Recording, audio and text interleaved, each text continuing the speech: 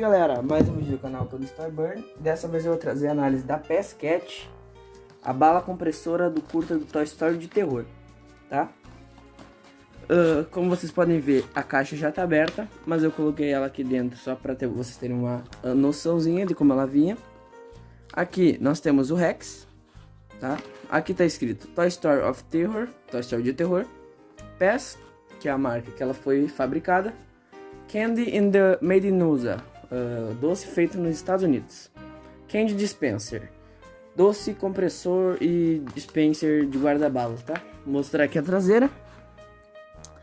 PES Candy and Dispenser, aqui tá dizendo a funcionalidade, como é que funciona.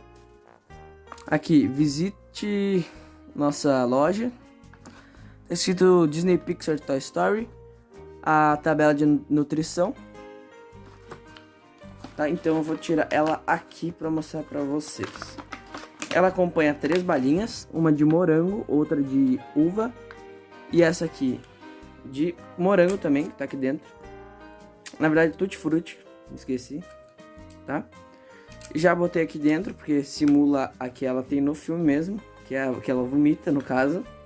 Se eu conseguir achar, acho uma cena e mostro aqui vocês,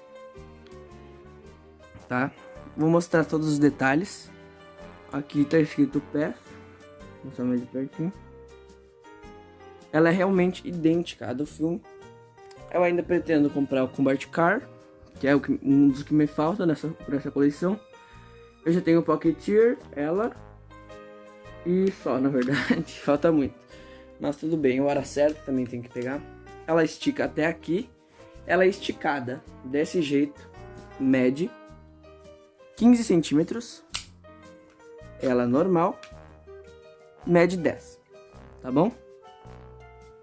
Essa balinha eu já provei e ela é horrível. Vou mostrar aqui a funcionalidade dela.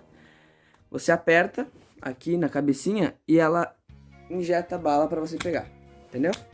Aí você come, aí aqui ela injeta. Deu uma travadinha, mas ela funciona, tá? Tá aqui a balinha. Sabor horrível, tá? Deve estar vencida já. Tá escrito PES nela, tá? Também. Aqui embaixo tá o número de série. E eu só queria... Essa é uma análise bem curta só pra mostrar ela, que eu realmente gosto bastante. Eu espero que vocês tenham gostado da análise. Não esqueçam de deixar o like no vídeo, comentar, que isso me ajuda demais. E é isso, galera. Um abraço a todos e eu fui.